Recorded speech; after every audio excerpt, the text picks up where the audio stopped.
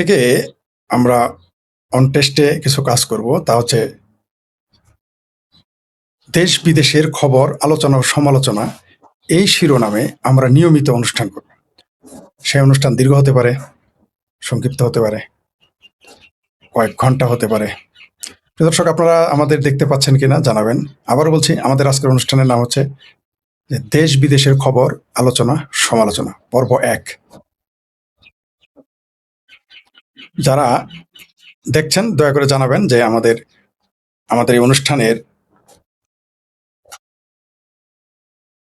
অনুষ্ঠান কেমন হয়, তারপর অনুষ্ঠানের সাউন্ড ঠিক আছে কিনা এগুলো একটু জানাবেন। শব্দ শোনা যাচ্ছে কিনা, দেখা যাচ্ছে কিনা প্লিজ একটু জানাবেন। ইয়েস বা নো বলবেন, যাতে আমরা বুঝতে পারি আমাদের বক্তব্য আপনাদের কাছে যাচ্ছে। আবার বলছি, শিরোনাম হচ্ছে সালাম। জি, ধন্যবাদ আপনাদের যারা কমেন্টস করবেন। এই সমস্ত কমেন্টস নিয়ে আমরা শেষ দিকে 20 মিনিট আলোচনা করব।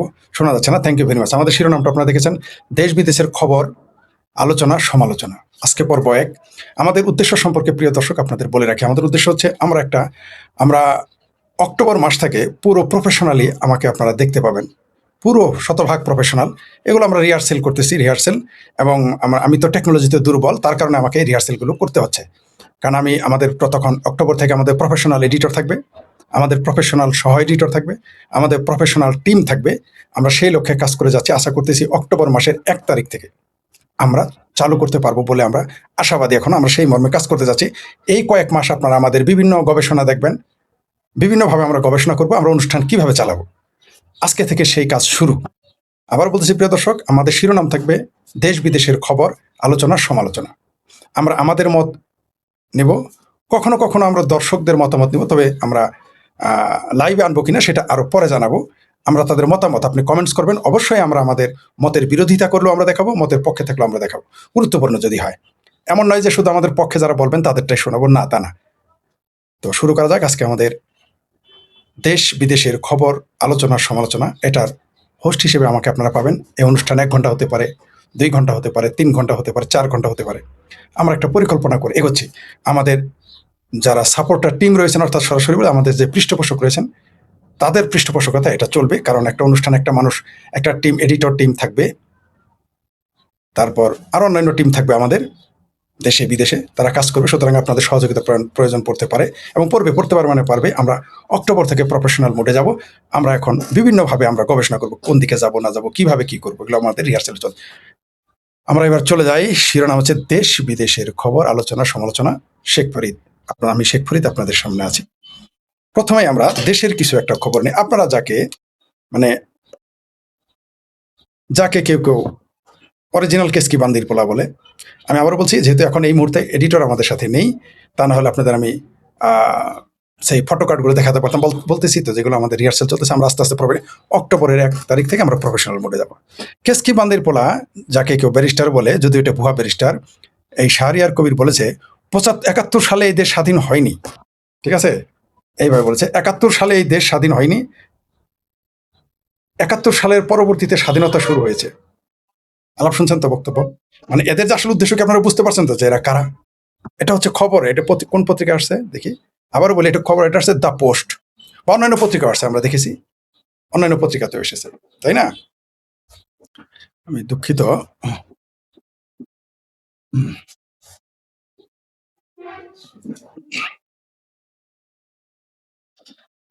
যে একটু সমস্যা বললাম তো, আমি টেকনিক্যাল কাজে দুর্বল, তাই আপনারা বুঝতে পারছেন যে এরকম হচ্ছে।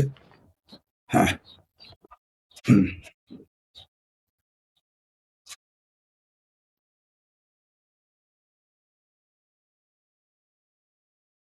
দুঃখিত। যাই হোক, এই খবরটা আপনারা পড়েছেন, তাই এটা আমরা শিরোনামে আনলাম। তো কেসকি বান্দির পোলাদের চিনে রাখবেন। এরা কারা? 71-এ আপনি যে কোনো দল করতে পারেন, 71-কে যারা অস্বীকার করবে তাদের আমরা রাজনৈতিক দল মনে করি না, আমরা তাদের দেশদ্রোহী মনে করি। আলোচনা ছোটখাটো আমরা আছে। তারপরে কি আছে দেখি, আজকের আর কি কি খবর আছে আমরা দেখি। বহুবিধ খবর আছে। হ্যাঁ, আরেকটা খবর দিই আপনাদের মনে আছে কি, ওই যে গফুর ভাই, তারপর যাকে আমি আদর করে ফ্রড মাজাহার বলেছি, যেটার নাম অরিজিনালি ফরাদ মজাহার, যে হচ্ছে, আপনারা শুনেছেন যে আপনাদের সেই রাজাকারদের নয়নের মণি, শিরোমণি, নয়নের মণি, প্যানিক ভোটের গুরু ফরাদ মাজাহারের একবার যে নাটক করেছিল, আপনাদের মনে আছে? গুম নাটক, আওয়ামী লীগের আমলে।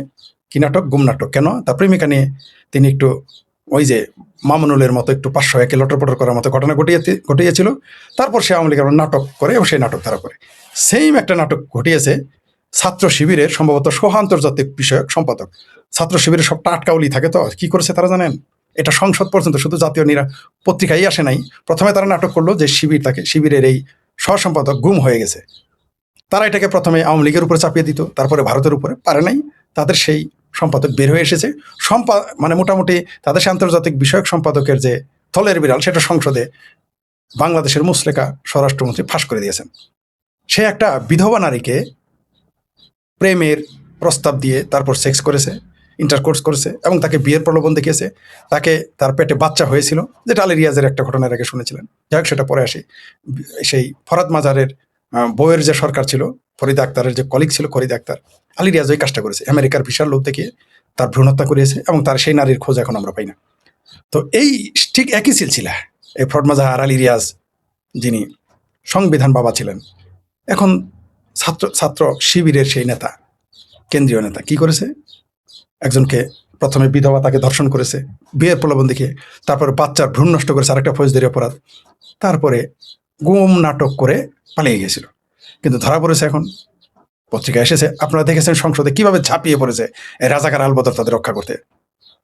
কারণ এদের তপাস আছেই, এরা ৭১ নারীদের গণিমতের মাল ঘোষণা করেছিল।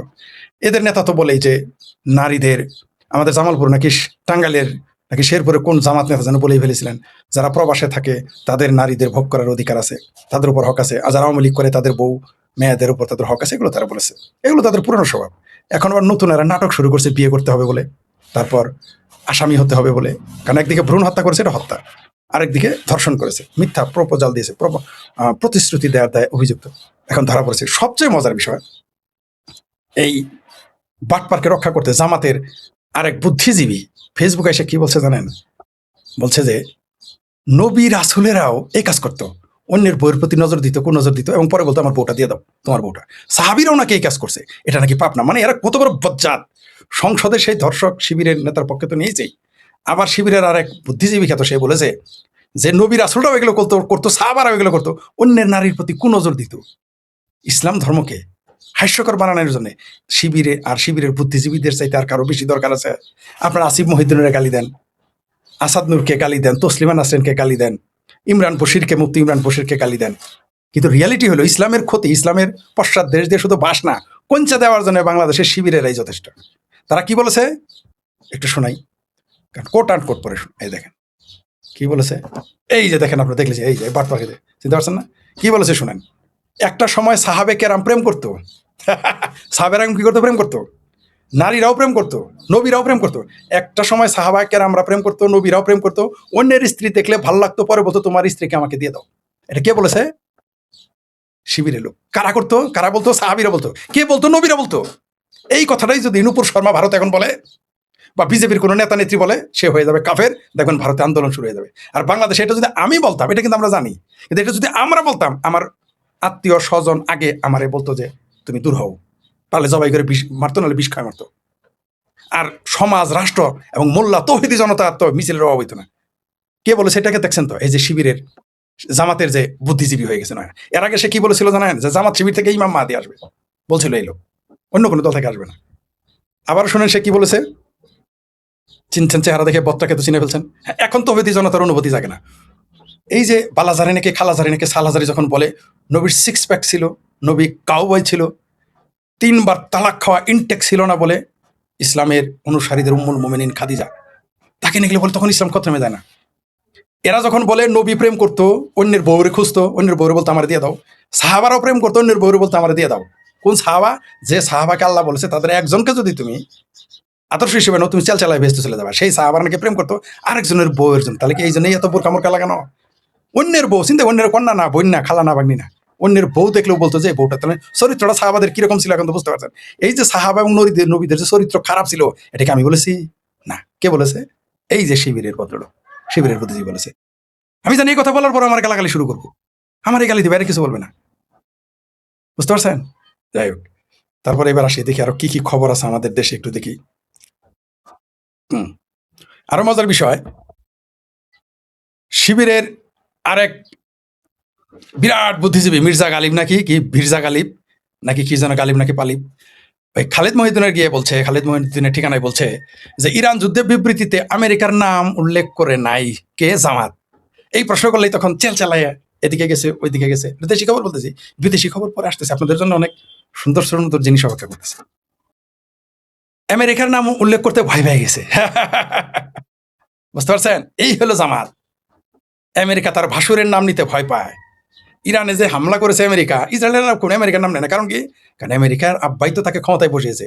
এখন বলবেন সে তো বিরোধী দলে ক্ষমতায় বসেছে। জি না, বাংলাদেশে কোনো বিরোধী দল নাই, বাংলাদেশে কোনো স্বতন্ত্র এমপি নাই, বা কোনো দল। সবই সরকারি বিরোধী দল, আর সবই সরকারি দল। এরা সবাই তারাই মামুরা আর খালুরা, ঠিক আছে? মামু খালু চাচা জাটারাই, এরা নিজেরাই। বাংলাদেশ পৃথিবীর একমাত্র দেশ যেখানে কোনো বেসরকারি দল নাই, স্বতন্ত্র নেই, সব তারাই। কি বলেছে? এখানে আমেরিকার নাম নিতে ভয় পেয়ে গেছে। ঠিক যেমন উইঘুর মুসলমানদের অত্যাচার করলে তাদের নাম নিতে ভয় পায়, চাইনার নাম নিতে ভয় পায়, তেমনি এখন আমেরিকা ইরানে হামলা করছে, নামটা নিতে ভয় পেয়েছে। খালিদ মহিউদ্দিনের ঠিকানায় যখন তাকে ছাই দিয়ে ধরছে, সে তখন গোসই মাছের মতো চেলচেলা এরকম বাড়াই যাওয়াইতে চাইছে। কিন্তু পাবলিক তো জামাতের এই ভণ্ডামি বুঝে। আমি বারবার উদাহরণ দিই, সিংকুবামদের আব্বা কি আব্বা? ডক্টর সিরাজুল ইসলাম চৌধুরী, এমেরিটাস অধ্যাপক। তিনি বলেছিলেন মৌলবাদ আর সাম্রাজ্যবাদ পরস্পরের বন্ধু। মিল পেয়েছেন তো? এই জামাত এখন তার আব্বা আমেরিকার নাম নিতে ভয় পায়। কেন নিবে? কারণ ৭১ তো আমেরিকা তার পক্ষে ছিল, তার পেয়ারা পাকিস্তানের পক্ষে তো যাবে না। তাহলে জামাতের যে ইসলাম প্রেম, এটা যে একটা ভণ্ডামি, আর কত আপনাদের বোঝাবো? জি, আবার আসে এইবার দেখি আর কি কি আছে আজকে। আপনাদের মনে আছে তো শিবিরের নেতা কি বল, শিবিরের বুদ্ধিজীবী কি বলছে? জামাতের একটা সময় সাহাবেকরাম প্রেম করতো, নবীরাও প্রেম করতো, অন্যের স্ত্রী দেখলে ভাল লাগতো, পরে বলতো তোমার স্ত্রীকে দিয়ে দাও, আমাকে দিয়ে দাও। আচ্ছা, এখন যদি কেউ কাউকে বলে তোমার স্ত্রী ভালো লাগছে, আমার দিয়ে দাও, তারে মানুষ কত নম্বর ইতর মনে করবে, কত নম্বর অসভ্য লম্পট মনে করবে?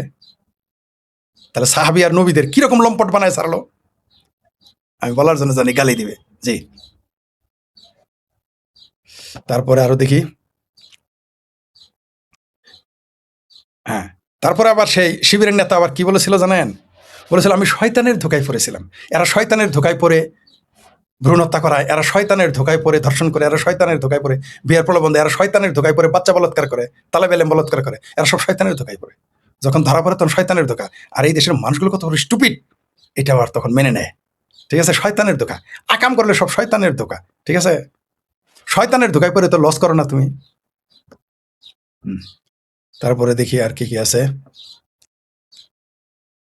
আপনারা একটা খবর শুনেছেন আজকে দেশে, খুলনায় ফজর নামাজের সময় অস্ত্র নিয়ে মসজিদে ঢুকে মুসল্লিদের গুলি। আলহামদুলিল্লাহ বলবেন না, নাকি সুবহানাল্লাহ বলবেন, নাকি ইন্নানিল্লাহ বলবেন? এই যে আমি আপনাদের বলেছি যে বাংলাদেশটা ধীরে ধীরে পাকিস্তান আফগানিস্তান হয়ে যাবে, মিল পেয়েছেন তো? আপনারা কেউ কোনোদিন কল্পনা করেছেন যে মসজিদে গিয়ে ফজর নামাজের সময় গুলি করবে? সেই জন্যই বলি, নগরে আগুন লাগলে দেবালয় রক্ষা পাবে না। আপনি মসজিদকে রক্ষা করতে চাইতেছেন, সেই মসজিদে গুলি।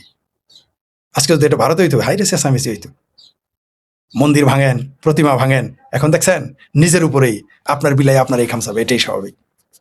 আপনারা বছরের পর বছর মন্দির ভাঙবেন আর প্রতিমা ভাঙবেন, মূর্তি ভাঙবেন। এখন আপনাদের বিলাই আপনাদের উপরে। এই বাংলাদেশ বলেছি তো পাকিস্তানের মতো, আশেপাশে বালুর ট্যাঙ্কার বসায় বস্তার দিয়ে ব্যাংকার বানায় সেটা পাহারা দিতে হবে পাকিস্তানের মতো। ইসলাম এরকমই হয়ে থাকে, মানে বাংলাদেশের পাকিস্তান ইসলামের কথা বলি নাই।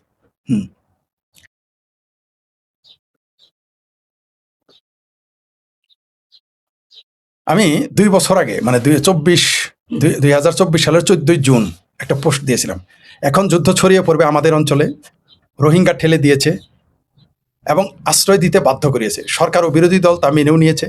সবই যুদ্ধের পরিকল্পনার অংশ। বার্মার সামরিক সরকার এখন আমাদের জল ও সীমানায় যুদ্ধজাহাজ আনা নেয়া করছে। বহু সময় ধরে বাংলাদেশকে উস্কাচ্ছে। উস্কানিতে কাজ না হয় এখন মনে হয় পায়ে পাড়া দিয়ে ঝগড়া বাঁধাবে বার্মা। কলকাঠি কয়েক জায়গা থেকে নাড়ানো হয়েছে, নইলে বার্মা এত সাহস পেত না। বাংলাদেশ যুদ্ধ না চাইলেও বার্মা বোধ হয় আমাদের যুদ্ধ না করিয়ে ছাড়বে না। সেন্ট মার্টিন নিয়ে যে একটা ষড়যন্ত্র হচ্ছে তা এখন পরিষ্কার। কত সালে বলেছিলাম? 2024 সালের 14 জুন, মানে এই সরকার, আওয়ামী লীগ সরকার উচ্ছেদের আগেই। জি জি। তারপরে দেখি,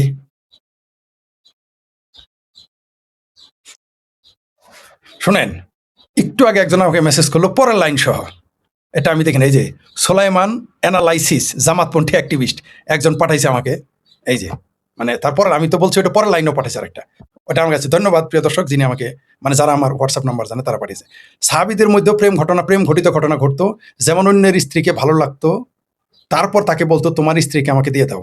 এটা নবীদের মধ্যেও ঘটেছে, যদিও কোনোটাই অন্যায় না। চিন্তা করে দেখেন, এটা অন্যায় না। আপনি একজনের বউরে চাবেন, এটা অন্যায় না। দেখছেন, ইসলাম, নবী রাসূল, সাহাবীদের পশ্চাৎ দেশে শুধু বাস না, কঞ্চি দেওয়ার জন্য এই জামাতির এই যথেষ্ট।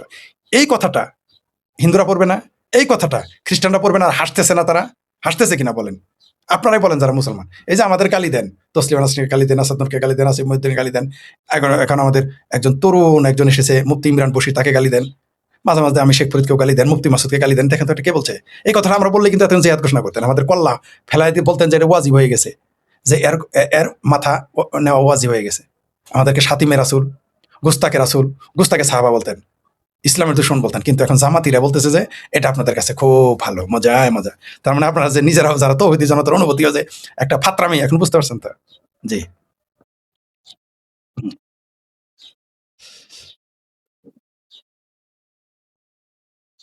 একটা খবর দেই, ভারতে এই পশ্চিমবঙ্গে একটা বিদেশের একটু খবর নিয়ে আসি। পশ্চিমবঙ্গে এই বিজেপি সরকার ক্ষমতায় আসার পরে তারা ৫ টাকায় ভাত খাওয়াচ্ছে, এক প্লেট ভাত ৫ টাকা। গরিব মানুষদের জন্য খুব ভালো হয়েছে এটা, এই যে এটা করেছে, ঠিক আছে? ৫ টাকা, চেহারা দেখলেই বোঝা যায় এরা কত অসহায়। এই যে মানুষের জন্য ৫ টাকা এক প্লেট ভাত, এটা বিজেপির খুব ভালো কাজ। শুভেন্দু অধিকারীর সরকারের, রাজ্য সরকার খুব ভালো কাজ করেছে। কারণ যারা ক্ষুধার্ত তাদের জন্য যেটা কত উপকার। এখানে কিন্তু অধিকাংশই মুসলমান যারা এটা খাচ্ছে। সেই জন্য আমি বলছি না যে মুসলমানদের খাওয়ার নয়, বলছি না। খাদ্য পৃথিবীর ক্ষুধা, পৃথিবীর সব মানুষের, হিন্দু, মুসলিম, বৌদ্ধ, খ্রিস্টান, পার্সি, জৈন, শিখ, ইহুদি, নাস্তিক, আস্তিক, ধনী গরিব, সবার ক্ষুধার বেদনা এক। এটা বিজেপি রাজ্য সরকার খুব চমৎকার। তারা বেশ কয়েক জায়গায় ৫ টাকা, মাত্র ৫ টাকা মাছ, ডিম, ভাত খাওয়াচ্ছে বা নিরামিষ খাওয়াচ্ছে একই সাথে। এটা খুব ভালো কাজ। তাদেরকে ধন্যবাদ জানাই আমি এই কাজ করার জন্য। এটা যে কোনো সরকার করলেও তাকে ধন্যবাদ জানাই, আমার দুশ্মন করলেও এটা ধন্যবাদ জানাইতাম। আমি যারা পছন্দ করি না সেও যদি এটা করতে তাকে পছন্দ করতাম। যেমন এটা, এই ব্যাপারে পছন্দ করবো, ভালো কাজ শত্রু করলেও পছন্দ করবো। খারাপ লোক, এই ব্যাপারে তসলিমা আপার একটা কথা আমার ভালো লেগেছে, যে একটা মন্দ লোক, একটা খারাপ লোক, একটা অসৎ লোক, সে যদি কোনো ভালো কাজ করে তার প্রশংসা করতে হবে। কেন? যাতে সে আরো, সে তো এমনিই খারাপ। ভালো মানুষ তো ভালো কাজ করবে, অসৎ লোক যখন ভালো কাজ করবে তাকে উৎসাহ দিতে হবে। এটা আমার খুব ভালো লাগছে তসলিম আপা এই কথা। এটা আমার ব্যক্তিগত কথা হয়েছে, পোস্ট দিয়েছেন কিনা আমি জানি না। এটা তিনি যারা ভালো কাজ করে, অসৎ হলেও তার পক্ষে তিনি ওই প্রশংসা করেন আমার সাথে। এটা ব্যক্তিগত কথা, তিনি, এটা আমি পছন্দ করি। তাই আমি বললাম, আপনি বিজেপি সরকার পছন্দ করেন না করেন, তৃণমূল সরকার পছন্দ না করেন, যে কোনো সরকার পছন্দ করেন না করেন, কেউ যদি মানুষকে, দরিদ্র মানুষকে এভাবে খাওয়ায়, চিকিৎসা করায় বিনা টাকায়, আপনাকে সেটা সাপোর্ট করা উচিত। আমি তা করি। ধন্যবাদ। জি, এটা পশ্চিমবঙ্গের গেল। আরেকটা, আপনারা ইদানিং আমাদের দেশের একটা খবর, যে নেত্রকোনার ১ আসনের ইসলামী আন্দোলনের সাবেক এমপি প্রার্থী মাওলানা সোহাগ বাংলাদেশ আওয়ামী লীগে যোগ দিয়েছেন। দুধে নাকি গোসল করেছেন, এরকম শুনেছি। কি বুঝলেন? কি বুঝলেন? আমি জানি না এটা তাদের আলতাকিয়া কিনা, ভণ্ডামি কিনা, কিন্তু তিনি তো ঘোষণা তো দিয়েছেন যে তিনি এখন আওয়ামী লীগকে পছন্দ করেন, আওয়ামী লীগকে ভোট দেবেন। শুধু তাই না, আজকে এক রিক্সাওয়ালা নাকি কাকে যেন বলতে শুনলাম যে যদি আল্লাহ শেখ হাসিনাকে নিয়ে আসে তিনি ১,০০০ টাকা মসজিদে দান করবেন। শুনেছেন তো আপনারা? ১,০০০ টাকা একটা রিক্সাওয়ালা যখন বলে আমি ১,০০০ টাকা, মানে তার ওইটা সাধ্যের বাইরে। যেমন আমি যদি এখন বলি ১,০০,০০,০০০ টাকা দিব, এটা আমার সাধ্যের বাইরে। ওর জন্য ১,০০০ টাকা অনেক কষ্ট, বা আমার জন্য ১,০০,০০০ টাকা দিব, এটা আমার জন্য অনেক কষ্টের বেদনা, এত টাকা। ওর কাছে ১,০০০ টাকা এরকম। তাই বলছে আমি ১,০০০ টাকা দান করবো। একজন রিক্সাওয়ালা বলছে, কেন? যে শেখ হাসিনা যদি বাংলাদেশে আসে, উনি বলছে আল্লাহ যদি শেখ হাসিনা আনে তাহলে ১,০০০ টাকা দান করবে। বুঝতে পারছেন তো? আপনাদের বলছি না, সারা বাংলাদেশে শেখ হাসিনাকে, আওয়ামী লীগকে কেন মানুষ চাই জানেন? অর্থনৈতিক কারণে। আইন শৃঙ্খলার অবনতি হয়ে গেছে, সেই জন্য শেখ হাসিনাকে চায়। এই দেশে অর্থনীতি ধ্বংস হয়ে গেছে, মানুষের পেটে ভাত নাই, তাই বলতেছে শেখ হাসিনার জন্য দোয়া করতেছে। আশা করি আমার বক্তব্য আপনারা শুনতে পাচ্ছেন স্পষ্ট। যদি না শুনতে পারেন দয়া করে মেসেজ দিবেন, শুনতে না পারলে। আবার বলছি, আমরা আগামী অক্টোবর মাসের ১ তারিখ থেকে প্রফেশনালি আমরা আসবো। আমরা দেশ বিদেশের খবর এবং আলোচনা সমালোচনা এই শিরোনামেই রাখবো। আজকে এটা প্রথম পর্ব, এখন আমরা প্রফেশনাল হিসেবে আসিনি। ১ তারিখ থেকে প্রফেশনাল মোডে আমরা এগুলো রিহার্সাল করতেছি। আশা করি আপনাদের যদি কারো কোনো পরামর্শ থাকে আমাদের জানাবেন, যে কোনো প্রসঙ্গ আপনাদের পরামর্শ গ্রহণযোগ্য। কারণ আমরা চাই এটা প্রফেশনাল মোডে আপনাদের কাছে চলে আসুক। আমরা দেশ বিদেশের খবর নিয়ে, সারা পৃথিবীর খবর নিয়ে, দেশের খবর নিয়ে আপনাদের সাথে প্রতিদিন মিনিমাম আমরা ৮ ঘন্টা থাকবো। ১ অক্টোবর থেকে এই কয়েক মাস আমরা রিহার্সাল করবো। ধন্যবাদ সকলকে, যারা আমাদের পৃষ্ঠপোষকতা করতেছেন এবং করবেন তাদের সকলকে ধন্যবাদ, অগ্রিম ধন্যবাদ। জি, তারপরে দেখি।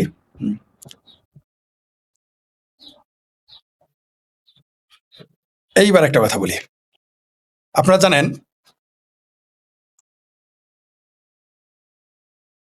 জানেন যে একটা খবর বেরিয়েছে, থাইল্যান্ডে ২ জন মুসলমানকে জেল দিয়েছে। কি অপরাধ? তারা থাইল্যান্ডের একটি মন্দিরে আক্রমণ করেছিল। এরা কারা জানেন? সবচেয়ে নির্যাতিত মুসলমান, উইঘুর মুসলমান। মানে বুঝতে পারছেন তো, মুসলমান যে এইখানে যাবে ঝামেলা করবেই। আচ্ছা, এই যে থাইল্যান্ডে গিয়ে এই উইঘুর মুসলমান মন্দিরে হামলা করেছিল, তার জন্য তাদের শাস্তি দিয়ে দিয়েছে, ঠিক আছে?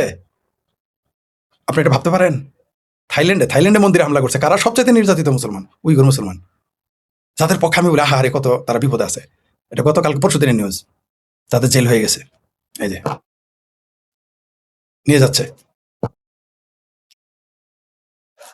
মানে মুসলমান যেখানে যাবে ঝামেলা বাঁধাবেই।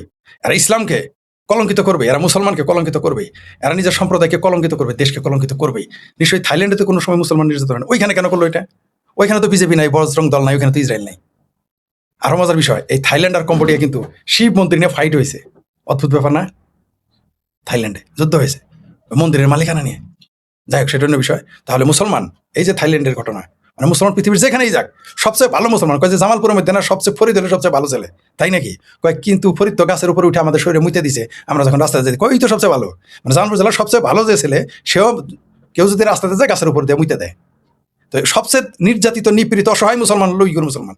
সেই মুসলমান উইগুরও যখন থাইল্যান্ডে আসে, সে গাছে উঠে মুতে। মানে ভালো মুসলমানের এই হাল হইলে খারাপ মুসলমান পৃথিবীর জন্য কত বিপজ্জনক এখন আপনারা বুঝে নেন। এর জন্য তাই কে খোদ মুসলমান, নবী রাসূলকে চরিত্রহীনকে প্রমাণ করলো বাংলাদেশের মুসলমান। ইসলামকে কলঙ্কিত করলো কে? মুসলমানকে কাঠগড়ায় দাঁড় করালো কে? উইঘুর মুসলমান, মুসলমান নিজেরাই। জি, তারপরে গালি দিবে আমাদের। অথচ দেখেন, এই যে China shocks India, what is Muslim who fled from China did well shake the whole of India. তারপর আরো হ্যাঁ, Hong Kong Hong Kong free press HK PF news করেছে। Hong Kong free press HK FP লিখেছে, two Chinese Uyghur men were sentenced to death, oh sorry, এদের মৃত্যুদণ্ড দিয়েছে Thursday for carrying out 2015 attack on Bangkok shrine that kill 20 people. চিন্তা করে দেখেন, আমি তো ভিতরে দেখি না, আমি তো ইন্ডিয়ার নিউজ পড়তেছি। হংকং কি বলছে দেখেন, যে 20 জনকে হত্যা করে ফেলেছে। A long awaited verdict in Thailand's deadliest bombing case. এটা কে করেছে দেখেন? সবচেয়ে নিরীহ 2 জন উইঘুর মুসলমান, সবচেয়ে নির্যাতিত। এটা আমি বারবার বলি, আমার চেয়ে কেউ বেশি উইঘুর মুসলমান পক্ষে বলে না। দেখেন কি বজ্জাতিটা করেছে। এটা ভাই ইন্ডিয়ান নিউজ, আগে বলেছি ইন্ডিয়ান নিউজ, পরে এটা হংকং এর নিউজ। এটা তুমি মিথ্যা হবে না, এবং সেটা ভেরিফাইড। সেটা হচ্ছে ভেরিফাইড, এই যে হংকং, ঠিক আছে? এটা হচ্ছে HK PF, sorry HK FP. দেখতে পাচ্ছেন, মুসলমান সবচেয়ে নিরীহ মুসলমান কি কাজটা করে মুসলমান, এদের মগজটা। এই জন্যই সম্ভবত চাইনিজরা বলেছে, অফিসিয়াল গভর্নমেন্ট বলেছে যে ইসলাম ইজ এ মেন্টাল ইলনেস। তাহলে নির্যাতিত উইগুর মুসলমান চায় থাইল্যান্ডে গিয়ে 20 জন মানুষ কেন মেরে ফেলবে, মন্দির অ্যাটাক করে? এটা ভাবতে পারেন? মানুষ মেরে ফেলে, কল্পনা করতে পারেন? এটা নিয়ে কোনো মুসলমানের বিবৃতি নেই, এটা কোনো নিন্দা পর্যন্ত জানে না। এই ঘটনা জানেই না মানুষ। যেমন ওই যে পাকিস্তান যখন কোনো হত্যা চালায়, যেমন ব্ল্যাক সেপ্টেম্বরে 25,000 মুসলমান ফিলিস্তিনি মেরে ফেলছে পাকিস্তান, এটা মুসলমানরাও জানে না। যাই হোক, ওটা অন্য প্রসঙ্গ আবার গেল। আচ্ছা, তারপরে কি আছে দেখি। আচ্ছা, একটা নিউজ আসছে, সেটা হলো যে যমুনা টিভিতে, যে মৌলভী বাজারের বড়লেখা সীমান্তে বিজিবির গুলিতে ভারতীয় চোরা কারবারি আহত। এখন ভারতীয় চোরা কারবারি হয়ে গেছে, আর বাংলাদেশের যখন মারে তখন দেশ বিদেশের খবর নিয়ে শেখ ফরিদের বিশ্লেষণ। ওটা কি হয়, খুব মজার না? যাই হোক, অন্তত চোরা কারবারি ভারতীয়টাও লিখেছে। এখন থেকে আমি বাংলাদেশের প্রতি দয়া করে, এই যে বাংলাদেশে যারা মারা যায় আহত হয়, তাদের লিখেন যে এরা চোরা কারবারি। দয়া করে এই কথাটা লিখেন। এতে লিখলে ইজ্জত কমবে না, বরং বাড়বে, যে আপনি সত্য কথা বলেছেন। কারণ আপনি যখন অসুখ ধরবেন তখন ওষুধ দেওয়া যাবে, অসুখ না ধরলে ওষুধ দেওয়া যাবে না। ত্রিপুরার সীমান্তে একটা মুসলমান চোরা কারবারি গায়েব, আজকে এরই নাকি খবর। যাই হোক,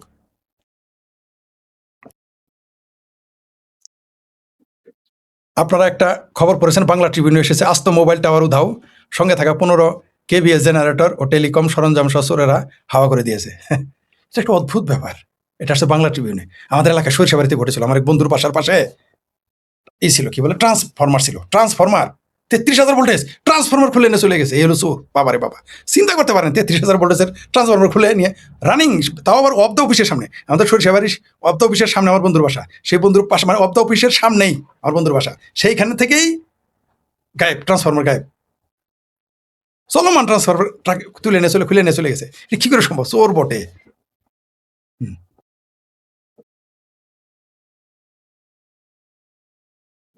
তারপর দেখি তারপর আরেকটা খবর হলো বিশেষ সম্মাননা কি ইন্ডিপেন্ডেন্ট নিউজ, মানে আরো সব পত্রিকা আসছে আমার এখানে যেটা পাঠায় বা আমি সংগ্রহ করি সেটা বলছি। ইন্ডিপেন্ডেন্ট লিখেছে বিশেষ সম্মাননা পাচ্ছেন প্রয়াত কারিনা কাইসার। আমিও কিন্তু মৃত বলি না, আমিও প্রয়াত বলি, বললে দেখি আমার গালাগালি করে মানুষ। হ্যাঁ প্রয়াত বলছো কে, ইন্ডিয়ান বলো, মরহুম বলো, এর পত্রিকা কিন্তু প্রয়াত লিখছে। যাই হোক, এই কারিনা কাইসারকে বিশেষ সম্মাননা কেন দেওয়া হবে?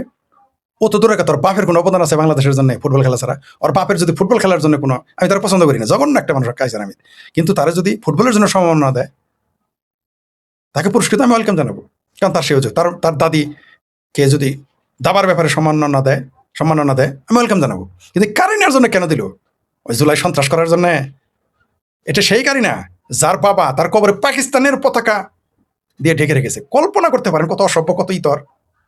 এটা কি করে সম্ভব যে একজন বাংলাদেশি তার কবরে পাকিস্তানি পতাকা? লজ্জার কি থাকতে পারে আপনারাই বলেন। তাহলে তার বাপের হৃদয়ে কি যার মেয়ের কবরের উপরে পাকিস্তানি পতাকা দেয়? তাহলে সেই মেয়েটা কি? আর যারা এখন সম্মাননা দিচ্ছেন কেন, এখন তো পরিষ্কার, তার মানে এরা সবাই পেয়ারা পাকিস্তানি। যাই হোক গেল। পরে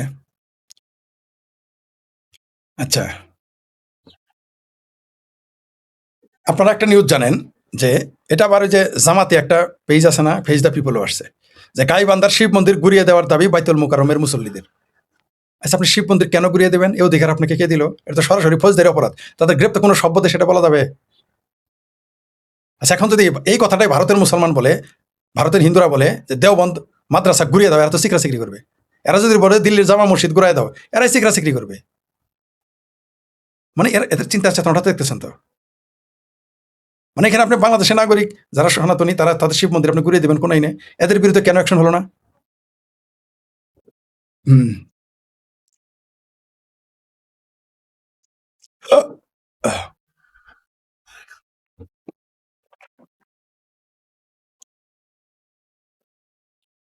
আচ্ছা, এই যে আরেকটা জামাতি আছে, এই যে দেখেন, সে বলতেছে যে এটা দৈনিক আমাদের দিন, ইনসাফ কায়েমকারী ছাত্র শ্রমিক, দৈনিক আমাদের দিনে আসছে এই নিউজটা, আর অন্যান্য পত্রিকা আসছে। ইনসাফ কায়েমকারী ছাত্র শ্রমিক জনতা, ইনসাফ কায়েমকারী সংগঠনের দাবি সকল ইহুদি ও ভারতীয় পণ্য সরকারিভাবে বর্জন করতে হবে। এই গোমূর্খগুলিতে গণ্ডমূর্খ, গোমূর্খ বলা যাবে না, আসলে গণ্ডমূর্খ বলতে হবে। গোমূর্খ বলতে আমি রাজি না, কারণ গরু মূর্খ না। এরা হলো গণ্ডমূর্খ। মৌলবীদের দেখছেন তো চিন্তা, যে ইহুদি ও ভারতীয় পণ্য সরকারিভাবে বর্জন করতে হবে। তুই কর না বর্জন। আচ্ছা, তুই আগে শুরু কর নিজেরাই, যারা এগুলো বলে তারা নিজেরা আগে। আচ্ছা, আমি তো কিনি না, আমি তো পাকিস্তানি, আমাকে তো কেউ বলে নাই তুমি পাকিস্তানি পণ্য কিনো না। আমার পাকিস্তানি পণ্য যদি মাগ নাও দেয়, একটা না দুইটা না 100 আমি নেই না। টাকা দিয়ে কিনা তো তোর কথা, আমি তো নেই না। আমি কি বলেছি তুমি ভারতীয় পণ্য কিনো না, তুমি ইসরায়েলি পণ্য কিনো না? ফেসবুকে আইসা যদি বলো, ফেসবুকে পড়তে যদি বলে ইহুদি পণ্য বর্জন করতে, ফেসবুকে তো ইহুদি পণ্য। যে ইমেল গুগল ব্যবহার করো সেটা কোন পণ্য? ওষুধ ইসরায়েলি পণ্য বাদ দাও, পরিত্যাগ করো, তোমার তো ওষুধ দরকার নাই, তোমাদের তো ফতোয়া আছে, ফু দিবা, আইতুল কুরসি পরে পানি খাও, না করছে কে? তুমি বর্জন করো, সরকারিভাবে বর্জন করতে বলো, তুমি নিজে আগে বর্জন। তোমার কাপড়ের কেমিক্যালটা কই থেকে আসছে? ভারতের পেঁয়াজ খাও না দেখি, ভারতের পেঁয়াজ ছাড়া বাংলাদেশ চলে কিনা? ইহুদি পণ্য বর্জন করো না দেখি, চলতে পারো কিনা? ইহুদি পণ্য বর্জন করলে আর ভারতীয় পণ্য বর্জন করলে বাংলাদেশের মানুষ পেটে ভাত যাবে? কারো পেটেই তো ভাত যাবে না। এই দেশে মানুষ টিকাই তো নিয়ে রাখছে, ইন্ডিয়ান টিকা। এগুলো মনে আছে, ইন্ডিয়ান টিকা জেনিছে করোনার সময়। মানে এই সমস্ত মানে গণ্ডমূর্খ আমরা বাংলাদেশে পয়দা করি। শুধু মৌলবিদে তুই সালাম না, এরকম গণ্ডমূর্খ কোটটাই এলাও আছে, দাড়ি ছাড়াও আছে, টুপি ছাড়াও আছে, খালি এদের গণ্ডমূর্খ হয় না। এই দেশে অনেক গণ্ডমূর্খ, দুই একটা কর্নেল আছে, বলছে যে কি হাসিনো নাকি ফাসিনো, একটা পেয়ারা পাকিস্তানি, বলছে ভারতীয় পণ্য বর্জন করে দেখ না বে, ভারতীয় পণ্য বর্জন বলিস কেন? বর্জন করে দেখা। কিনিস না বাজারে গিয়ে, দোকানে গিয়ে পণ্য কিনিস না, তোর কি জোর করে দেয়, মাগনা দেয়? তুই কিনিস না দেখি, থাকতে পারস কিনা ভারতীয় পণ্য ছাড়া? ভারতীয় ইন্ডিয়ান ট্রাক উঠিস, বাসে উঠিস না, ইন্ডিয়ান বাসে, ইন্ডিয়ান মোটরসাইকেল কিনিস না দেখি, চলতে পারস কিনা? এই কথা বললে বলবে আমি ভারতের দালাল। আচ্ছা, যাই হোক, তারপর আসি এই যে আরেক মৌলবী, দেখেন, মানে মৌলবী মানেই হলো গণ্ডমূর্খ। দেখেন, ইনি বলছে ব্রাজিল, আর্জেন্টিনা, ফ্রান্স, ইতালি পতাকা ওড়ানো চলবে না। কেন? কারণ এটা ইহুদিদের, হিন্দুদের, খ্রিস্টানদের, বৌদ্ধদের, এটা তার বয়ান, অমুসলিম। ঠিক আছে, অমুসলিমদের পতাকা ওড়ানো যাবে না, এবং মুসলমানরা কোনো মুসলিম দেশকে বন্ধু মনে করতে পারে না। তাহলে পৃথিবীর কোনো দেশের সাথে চলো না, আমেরিকার গোলামি করো কেন? মুরদে কোলায় না তোমার আব্বা জামাতিদের আমেরিকা ইরানে হামলা করছে, আমেরিকা শব্দ উচ্চারণ করতে। এরা পতাকা খুব খারাপ এদের কাছে, এদের শুধু পাকিস্তানের পতাকাটাই ভালো লাগে, আর আফগানিস্তানের, মাঝে মাঝে সৌদি আরবের পতাকা ভালো লাগে, আর কোনো পতাকা ভালো লাগে না। কিন্তু ভিসা কিন্তু America, Europe, Argentina, Brazil, France এদের ভালো লাগে। ওই ভিসা কিন্তু আবার তখন আফগানিস্তান, পাকিস্তানে বাংলা দিলেও এরা যাবে না। ঠিক আছে, ওই যে দেখেন না, মামুনুল হক আফগানিস্তানে গেছিল, তার ভিসা সিল মারে নাই কেন? জানে যে একবার আফগানিস্তানে সিল মারলে পৃথিবী তার কোনো দেশে সে যেতে পারবে না। মাইন্ডেড। মনে রাখেন দয়া করে কথাটা কি বলছি। আফগানিস্তানে চলে গিয়েছিল আমাদের মধুপুরের পীর আর হচ্ছে এই মামুনুল হক নেতৃত্বে বেশ কয়েকজন গিয়েছিল। একজনের পাসপোর্টে আফগানিস্তানের সিল মারা নাই কেন? দালমেকুস কালা হায়, মানে এতই ভয় যে আফগানিস্তানের সিল ওই দেশে এত ভালোবাসে, ওই দেশের ইমিগ্রেশনের সিল মারা নাই কেন পাসপোর্টে? এটা আমি বলি নাই, খোদ মামুনুল হক বলেছে। তার মানে বুঝতে পারছেন তো, তারা বিশেষ অবস্থায় গিয়েছে, বিশেষ অবস্থায় ফিরে আসছে। সিলটা দেশে গেছে কিন্তু সিল মারে নাই। কি বুঝলেন? দালমেকুস তো কালা হায়। এটা আমি ভারতকে, এবার একটু ভারতের প্রশ্ন আসতে হয়, ভারত সরকারকে বলবে, দেখেন আফগানিস্তানের জন্য জঙ্গিদের, বাংলাদেশি জঙ্গিদের, সেটা মধুপুরের হোক আর ঢাকার হোক, সেই জঙ্গিদের দুবাই থেকে পাসপোর্ট ছাড়া, ভিসা ছাড়া আফগানিস্তানে ঢুকিয়েছে, সেখান থেকে ঘুরে আবার দুবাই গিয়ে বাংলাদেশ এসেছে। কোনো দেশ কিছু, দুবাইও কিছু বলে নাই, আফগানিস্তানও কিছু বলে নাই। শিখে নেন, শিখে নেন। আর আপনারা আমাদের ভারতের ভিসা এক্সটেনশন করতে 14 বার চিন্তা করেন, মানে দেনই না। আমাদের একজন সহযোদ্ধা মুফতি মাসুদ জেলে রয়েছে এখনো। আর তারা কি করে দেখেন, তার দেশের স্বার্থে, তার দেশের স্বার্থে দুবাই থেকে নিয়ে আফগানিস্তানে, আফগানিস্তানে দুবাই ফেরত, দুবাই থেকে বাংলাদেশে পাঠায়, কোনো ভিসা তাতে লাগে না, সিলও দেয় না। কি বুঝলেন? জি। এই যে আরেকজন বলছে, দেখেন কি বলছে, আরেকজন বলছে, এই দেখেন কি বলছে, এ বলছে ব্রাজিল আর্জেন্টিনাকে আমরা মুসলমানরা ভালোবাসতে পারি না, ভালোবাসতে পারে না।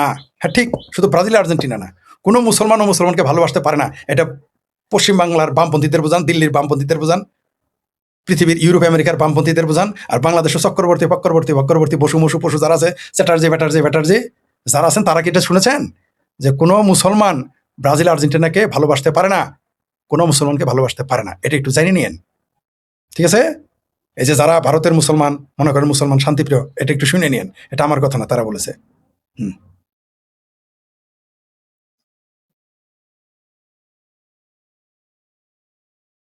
এই যে গণরিয়া অধিকার পরিষদ আমাদের বাংলাদেশ, এটা গণরিয়া অধিকার পরিষদের চেহারা দেখেন, মানে জামাতের বি টিম বলি নাই, দেখেন চেহারা দেখেন, এটা দেখে বোঝা যায় কোন রাজনৈতিক দল, তো দেখা যায় জামাতের টিম। কি বলছে জানেন? মিস্টার নরেন্দ্র মোদী, বাগের লেজ দিয়ে কাঞ্চুল খাবার চেষ্টা করবা না। গণ অধিকার পরিষদ, তারা ভারত দখল করে নিবে, এই গণরিয়া পরিষদ বলছে তারা ভারতকে দখল করে নিবে। আরেকটা খবর হলো, এই হলো বাংলাদেশের মানুষ। আবার মামুনুল হক কি বলেছে আপনাদের মনে আছে তো? চিটাগাঙ্গে কি বলেছে মামুনুল হক? মামুনুল হক, আচ্ছা এটা দেখি পাওয়া যায় কিনা খুঁজে। আচ্ছা এটা পরে আসতেছি মামুনুল হক নিয়ে। এই যে দেখেন আরেক মৌলবী, এই যে আরেক হেফাজতি মৌলবী, এই যে মৌলবী, এই মৌলবী কি কইছে জানেন? এই মৌলবী বলছে এই দেশের স্কুলে মধ্যে নাচ গানের শিক্ষা দিতে দেওয়া হবে না। মানে এরা তো শুধু মাদ্রাসা তো দখল করেছে, এই মাদ্রাসা তো তাদেরই, সেখানে জাতীয় সঙ্গীত গাইবে না, মুক্তিযুদ্ধের কথা বলবে না, পেয়ারা পাকিস্তানি জজবা সেখানে পয়দা, বলেছি না প্রত্যেকটা মাদ্রাসা একটা করে মিনি পাকিস্তান। এই দেখেন এই দেশে স্কুল কলেজে নাচ গানের শিক্ষা দিতে দেবে না, মানে স্কুলটাকেও মাদ্রাসা বানাবে। কলেজ তো বিশ্ববিদ্যালয় তো হায়ার মাদ্রাসা হয়ে গেছে, এখন স্কুলগুলোকে কমই মাদ্রাসা বানাবে। এটা একটা ফৌজদারি অপরাধ। কিন্তু ওই যে বাংলাদেশের সব রাজনৈতিক দল মোল্লাদের, এরা বলৎকার করলে কিছু বলার সাহস পায় না, আর তো কেবল স্কুলে নাচ গান বন্ধ করতে চাইছে, তাই না? আচ্ছা গেল।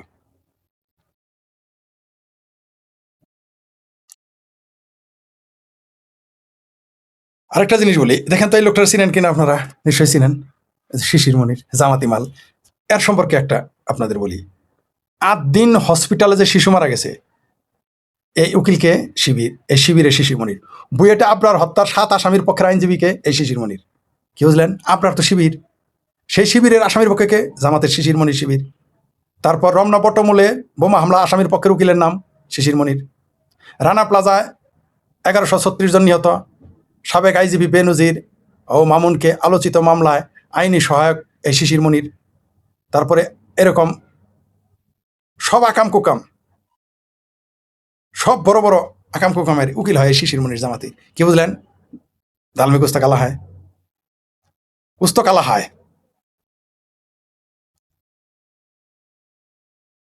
এবার আসি আরো কিছু দেখি কি বলি আপনাদের। এই যে দেখতে পাচ্ছেন লোকটাকে, দেখেন তো এই লোকটাকে দেখতে পাচ্ছেন? চেহারাটা দেখেন, এই আরবি পোশাকে, দেখতে পাচ্ছেন? এই লোকটাকে দাঁড় করাইছে এবং বলছে তুই আরবি পোশাক পরছস কেন? বলছে তোর বাড়ি কই? কয় লাহোর। নাকি করাচি? বলছে, বলছে তোর লেবাস খুল, তুই তো আরবি নাই, আরবি পোশাক পরছস কেন? ঘেটি ধরে, আর ঘেটি ধরে পোশাক খোলাইছে আরবেরা। কারা যেন বলে সব মুসলমান ভাই ভাই সব মুসলমান ভাইগিরি ছড়াইছে না। আপনাদের একটা গল্প বলি। যখন খেলাফত আন্দোলন শুরু হইল ভারতে, খেলাফত আন্দোলন, কেন শুরু হয়েছিল জানেন? তুরস্কের খেলাফত ভেঙে দিছে। তুরস্কের খেলাফত ভেঙে দিছে। এই খেলাফত আন্দোলন সৌদি আরব হয় না, তখন তো সৌদি আরব নয়, আরব আর নজদ, নজদ আর হেজাজ। তখন ইরানে এর আন্দোলন হয় নাই, ইরাকে হয় নাই, বা মধ্যপ্রাচ্যের কোনো দেশে খেলাফত আন্দোলন হয় নাই। পৃথিবীর একটা দেশে হয়েছে, সেটা ভারতবর্ষ, মানে তখন বাংলাদেশ, পাকিস্তান, ভারত, তিনটা মিলে তো একটা ভারতবর্ষ। এই ভারতবর্ষে খেলাফত আন্দোলন করেছে, সবচেয়ে হাস্যকর শুনবেন, এই খেলাফত আন্দোলন সমর্থন করেছে মহাত্মা গান্ধী, করমচাঁদ গান্ধী, বাপুজি। তো ইসলামের খেলাফতে উনি যে জিজিয়া কর দিতে হইতো এবং দ্বিতীয় শ্রেণীর সিটিজেন, তিনি জানতেন না? যাই হোক, সেই বিতর্কে যাচ্ছি না। ওই খিলাফত আন্দোলন শুরু হলে এই ভারতীয় মুসলমানেরা তুরস্ক গিয়েছিল যুদ্ধ করতে, তারা খিলাফত রক্ষা করবে। আপনারা কি জানেন, আফগানিস্তান হয়ে যখন তারা বিভিন্ন দেশ হয়ে যখন তুরস্কে গিয়েছে, তাদের লাথি দিয়ে বের করে দিয়েছিল ভারতীয় মুসলমানদের, তুর্কি মুসলমানরা, যে তোরা কারাবে, মানে ভারতীয়দের তারা মানুষই মনে করে না। ঠিক এই যে এই ঘটনাটা দেখেন, আরবের পোশাক পরছে, ঘেটি ধরে সে পোশাকটা, তুই আরবি না, কেন আরবের পোশাক পরছস? আরবের পোশাক পরতে দেয় না, অথচ আমরা দাড়ি টুপি পরে জুব্বা পরে ঘুরে আমরা মুসলমান হয়ে গেছি। এটা আরবের, অথচ আমরা আমাদের পোশাক নিয়ে গর্ব করি না। তারা তাদের পোশাক নিয়ে আরবরা কিরকম গর্ব করে, যে পাকিস্তানের মুসলমান, তারা মুসলমানই মনে করে, ছোট লোক মিসকিন মনে করে, আর আধা মুসলমান মনে করে, তার উপরে মিসকিন, পোশাক পরতে দেয়নি।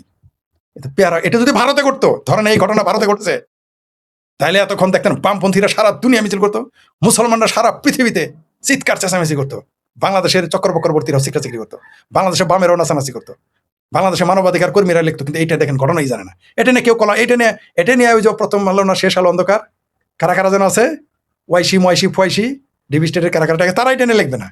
এটা নিয়ে লেখার সাহস কারণ নাই যে সৌদি আরবে একটা পাকিস্তানি মুসলমানের পোশাক খোলানো হয়েছে, কারণ সে আরব না, পোশাক খুলতে বাধ্য করেছে। কিন্তু ভারত হলে এটা দেখতেন কত কিছু লিখতো, বা ইসরায়েল হলে দেখতেন কত কিছু লিখতো, বা আমেরিকাতে ওটা করলে কত কিছু লিখতো। কিন্তু ওই যে সৌদি আরবের আব্বা বলছে আর এখন মোড়ে কোলায় নেই।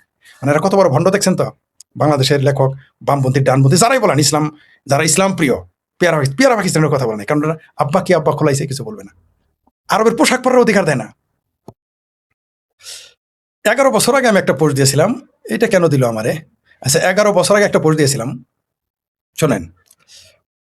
11 বছর আগে, দেন 11 ইয়ার, আবার বললেন না ভাই এআই তে বানিয়েছি। এই যে 11 বছর আগে পোস্ট দিয়েছিলাম যে কোন সচিব, এমপি, মন্ত্রী ধনকুবেরের ছেলে মেয়েকে কওমি মাদ্রাসা তো দূরের কথা, আলিয়া মাদ্রাসায় পড়ালেখা করতে দেখেছেন? তারপর ডট রহস্যজনক, এমনকি গ্রামের উঠতি ধনী ও হুজুরদেরকে দাওয়াত খাওয়ায় আর বলে দোয়া করেন আমার মেয়ে ডাক্তারি পড়তেছে, আমার পোলারা ইঞ্জিনিয়ার হইছে। এমনকি যারা লক্ষ লক্ষ টাকা মসজিদ মাদ্রাসায় দান করে, তাদের ছেলে মেয়ে ইংলিশ মিডিয়ামে পড়ে, তাদের তাদের ফেক ধর্মপ্রেম নিয়ে আমরা কত না প্রশংসা করি।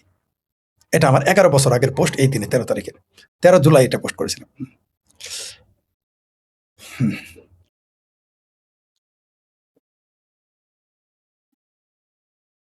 এই যে দেখেন, আমাদের প্রখ্যাত একজন লিখেছেন, আমাদের শ্রদ্ধা একজন লিখেছেন, নাসিরুদ্দিন পাটোয়ারি বলেছে আওয়ামী লীগের মার থেকে কেউ রক্ষা পাচ্ছে না।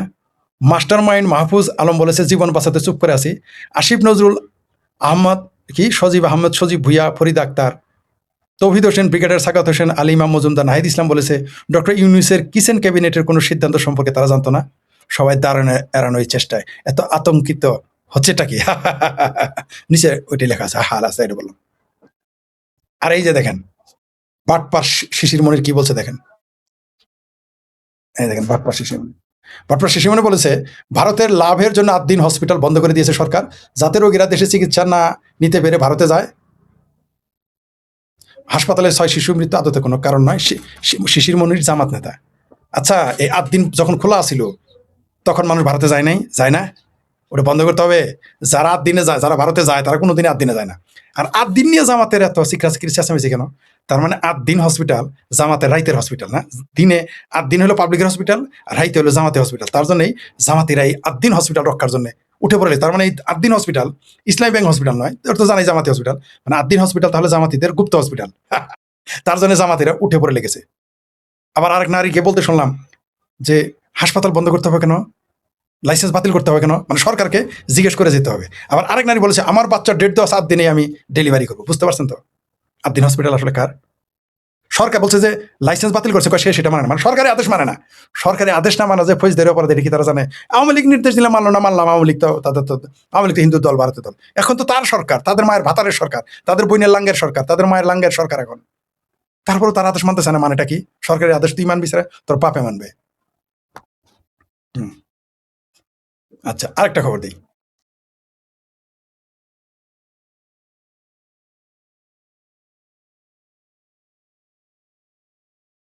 এই যে দেখেন, একটা ভারতীয় একটা নিউজ চ্যানেল, টিভি চ্যানেল আসছে, ইরান পরস্তক সৌদি নে পাকড়া তো ভারতীয় দেয়। দুইজন ভারতীয় সৌদি আরব থেকে ইরানে টাকা পাঠাইছিল, ঘেটি ধরে বের করে দিছে, কারো কারো জেল হয়েছে।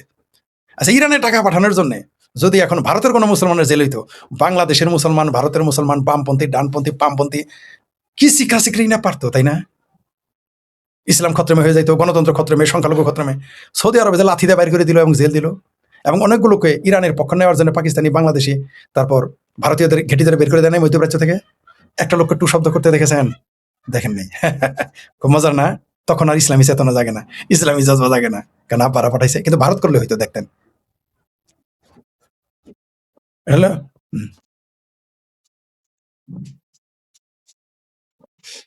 আহ, তিনি হলেন, তিনি এই যে কাজী মাসুম আক্তার, কাজী মাসুম আক্তার পশ্চিমবঙ্গের, তিনি পুরস্কারপ্রাপ্ত একজন প্রখ্যাত ব্যক্তি। তিনি লিখেছেন, ইসলামে দাড়ি টুপি দুটোই অপ্রয়োজনীয়। কে বলেছেন? ইসলামে দাড়ি টুপি দুটোই অপ্রয়োজনীয় তিনি বলেছেন।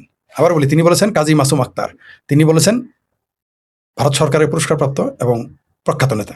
তিনি বলেছেন ইসলামে দাড়ি টুপি প্রয়োজন, মুসলমান। আমি বলে কি বলতেন? তিনি বলেছেন এর চেয়ে আরো প্রয়োজনীয় কাজ ইসলামে আছে। যাই হোক,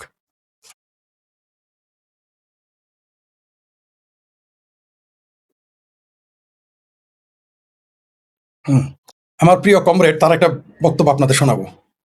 হ্যাঁ, এই যে চিনছেন তো, উনি হচ্ছেন কমরেড হায়দার আকবর খান রণও। তিনি আমার খুব পছন্দের মানুষের একজন, খুবই পছন্দ। তিনি বলেছিলেন মুসলিম লীগের চরিত্রের মধ্যে এটা ছিল যে তারা বামপন্থীদের সহ্য করতে পারতো না। কাদের? এটা মুসলিম লীগের চরিত্রের মধ্যে একটা। আজকে যারা মৌলবাদী, তাদের মূল জায়গাটা কিন্তু একই।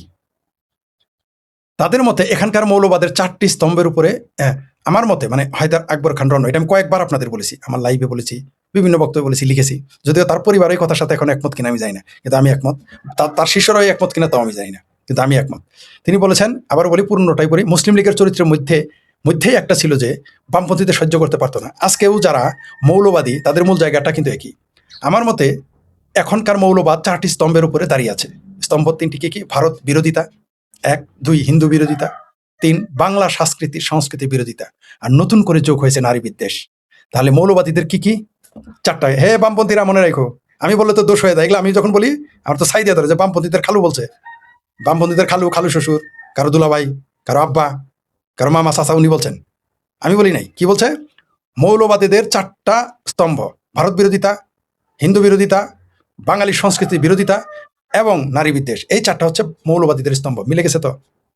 পেয়েছেন? দেখেন তো বাংলাদেশে মিলে কিনা, ভারত বিরোধিতা আছে কিনা? দেখেন তো বাংলাদেশে হিন্দু বিরোধিতা আছে কিনা? দেখেন তো বাঙালি সংস্কৃতি বিরোধিতা আছে কিনা? দেখেন তো নারী বিদ্বেষ আছে কিনা? মিলে গেছে বাংলাদেশের মৌলবাদের চরিত্র। এটা যখন আমি বলি আমার কাফের মুরতাদ, আমি কি বুঝি, আমার সার্টিফিকেট আছে কিনা, আমার পড়ালেখা কদ্দূর, আমি কোন দল করি, আমি ইসলাম বিদ্বেষী, বাংলাদেশ বিদ্বেষী, আমি আওয়ামী লীগের দালাল, আমি ভারতের নরেন্দ্র মোদী দালাল, আমি বাংলাদেশের বিজেপির শাখার প্রধান, কত কথা তো যাও। বামপন্থীরাই আমার গালি দেয়, এর শিষ্যরাই আমার গালি দেয়।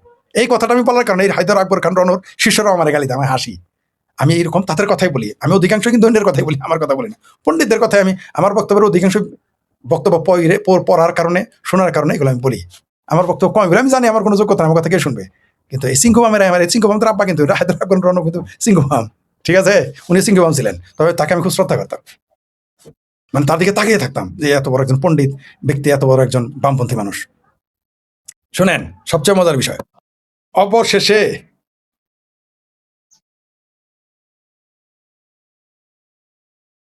দেখেন, অবশেষে গ্রেপ্তার হলো হালালা গ্রুপের প্রতিষ্ঠাতা সেই নারী সানজিদা আক্তারকে। যাকে দেখতে পাচ্ছেন উনি সেই সানজিদা। দেখেন, এই যেরকম ভুয়া মৌলবীর, এরকম ভুয়া নারীদের নামে পেজ খুলে। যাই হোক, হ্যাঁ,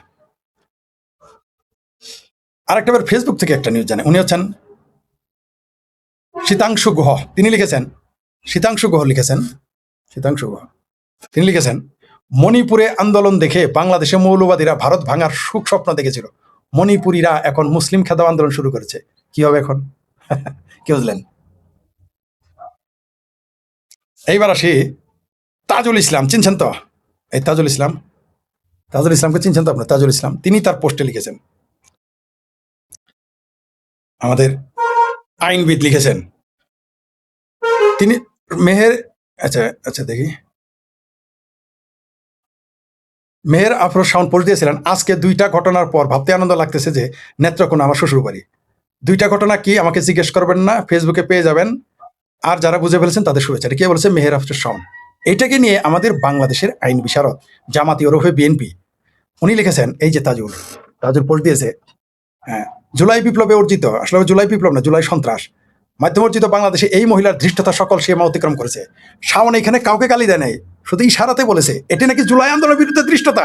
কিন্তু 71 সালকে যারা অস্বীকার করে, 72 সংবিধান অস্বীকার করে, বঙ্গবন্ধুকে অস্বীকার করে, জয় বাংলা অস্বীকার করে, এটা ধৃষ্টতা না।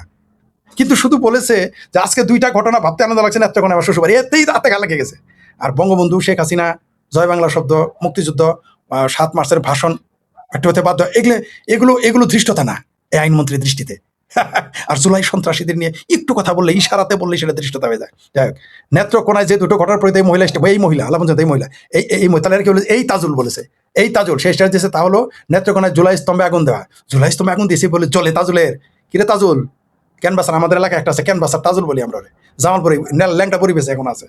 হ্যাঁ, এই তাজুলের খুব সিট লাগছে। দ্বিতীয়টি হলো জুলাই যোদ্ধাকে ছাত্রলীগ কর্তৃক তুলে নিয়ে নির্যাতন। ও, 2-1 সর থাপ্পড় দিলে বেজায় হিট লাগে। আর মুক্তিযুদ্ধের পক্ষের মানুষের মুক্তিযোদ্ধার গলায় জুতার মালা পিটিয়ে মেরে ফেলা, এগুলো নির্যাতন না, তাই না তাজুল? এই ল্যাংটা পরির তাজুল, তাই না? হুম, দুটোই মারাত্মক ফৌজদারি অপরাধ। ও, এটা মারাত্মক ফৌজদারি হবে। এই মহিলাকে ফেসবুক জুড়ে শুধু জুলাই বিপ্লবের সন্ত্রাসী কর্মকাণ্ড বলে আইনের আওতায় আনতে আহ্বান জানাতেছে মেহের আফরোজ শাওনকে। আর তোরা, এ তাজুল, ক্যানভাসার তাজুল, ল্যাংটা পরি, তোরা যখন মুক্তিযুদ্ধকে অপমানিত করিস, তোরা যখন রাজাকার আলবদরদের নিয়ে সংসদে শোক প্রস্তাব আনিস, তখন সেটা কোনো কিছু ধৃষ্টতা হয় না। যখন 32 নম্বর বাড়ি ভেঙে ফেলিস, ধৃষ্টতা হয় না। যখন বঙ্গবন্ধুর ভাস্কর্য ভেঙে ফেলিস, ধৃষ্টতা হয় না। যখন বীর শ্রেষ্ঠ বীর বিক্রমদের ভাস্কর্য ভেঙে ফেলিস, ধৃষ্টতা হয় না। ধৃষ্টতা হয় কখন? যখন জুলাই সন্ত্রাসীদের কিছু বলা হয় না। জাসি খালি রে তাজুল। আচ্ছা, হচ্ছে 56 হচ্ছে, দেখি।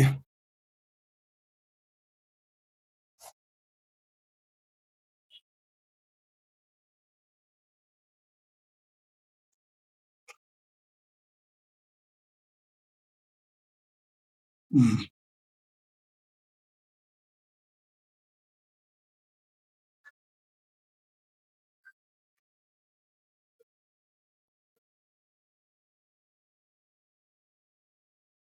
আপনাদের মনে আছে মোনামি ম্যাম? এই যে মোনামি নাকি সোনামি ম্যাম, এটা সত্য মিথ্যা কিনা জানি না, আমার কাছে অসম্ভব লাগে যে একজন শিক্ষিকা এটা বলতে পারে। তাই এটা আর বললাম না, কারণ এটা এমন একটা কথা যেটা আমার বিশ্বাস হচ্ছে না এটা বলতে পারে। 8 বছর আগে একটা পোস্ট দিয়েছিলাম আইনস্টাইনকে নিয়ে। তিনি বলেছিলেন, একটি পরমাণু ভাঙার চেয়ে একটি কুসংস্কার ভাঙা আরো কঠিন, আলবার্ট আইনস্টাইন।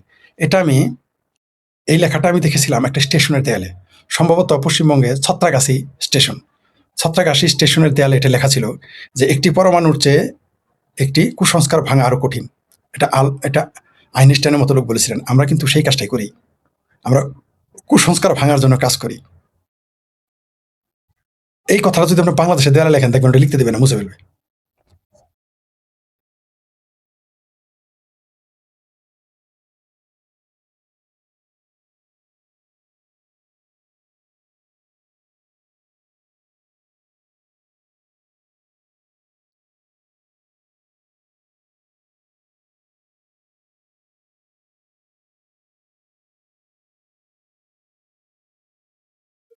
আরেকটা খবর হলো, এটা 71 টিভিতে, এটা 71 টিভি নিউজ ফিড আসছিল কয়েকদিন আগে। নিউজটা হচ্ছে আপনার 11ই জুনে আসছিল। জুলাই শহীদ পরিবারের সদস্যের মাসিক ভাতা 20,000 টাকা। কত টাকা আবারও শোনেন, জাতীয় বাজেট 26-27, জুলাই শহীদ পরিবারের সদস্যদের মাসিক ভাতা 20,000 টাকা। তাহলে মুক্তিযোদ্ধা পরিবারের টাকা পাইলে এত চেঁচামেচি করছি লাগে শোনার স্যার, ওটা নাকি খুব খারাপ হয়ে গেছে। বলে মুক্তিযুদ্ধে গিয়েছিল কি যুদ্ধ করার জন্য, টাকা পাওয়ার জন্য, বেতন নেওয়ার জন্য? তারপর আরেক বয়াতি আছেন আঙ্গর ময়মনসিংহ এর, হুমায়ুন আহমেদ, যাকে রাস্তা থেকে তুলে এনেছিলেন, ফুটপাত থেকে, ভাতে মরা বয়াতি, মনে আছে? কদ্দুস বয়াতি। সেই কদ্দুস বয়াতিকে শেখ হাসিনাও টাকা দিয়েছিলেন চিকিৎসা নাকি কি কাজের জন্য। সেই বয়াতি কি কয়, আমি তো মুক্তিযুদ্ধে ছিলাম, আমি কি যুদ্ধ করে, আমি কেন ভাতা পাবে, এগুলো বলে। এখন এখন বয়াতি কথা কয় না কেন? কদ্দুস বয়াতি এই ফাত্রাটা এখন কথা বলে না কেন? আর যে সমস্ত ভাবির পোলারা, কোটা না মেধাবী আমার ভাবির পোলারা বলতো মুক্তিযুদ্ধে কেন ভাতা দিবে, এখন জুলাই ভাতা কেমনে নিবে? হ্যাঁ, লজ্জা আছে তোমাদের? আর কত ভণ্ডামি।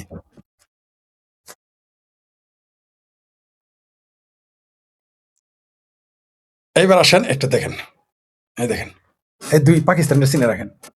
এরা কি করছে জানেন? 3 সন্তানের সামনে ফরাসি নারীকে গণধর্ষণ, 2 পাকিস্তানি নরপশুর মৃত্যুদণ্ড বহাল রাখলো উচ্চ আদালত। মানে পাকিস্তানি যেখানেই যাবে এদের চরিত্র পাল্টিবে না, এদের চরিত্র পাল্টিবে না। আজকাল বাংলাদেশেরও তাদেরকে ফলো করতেছে বিদেশে, এদের চরিত্র কখনো পাল্টাবে না।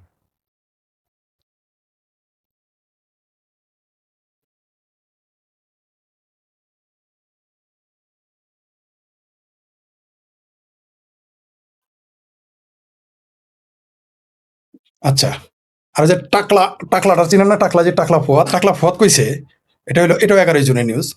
আওয়ামী লীগকে কোনো নির্বাচনে অংশগ্রহণের সুযোগ দেওয়া হবে না।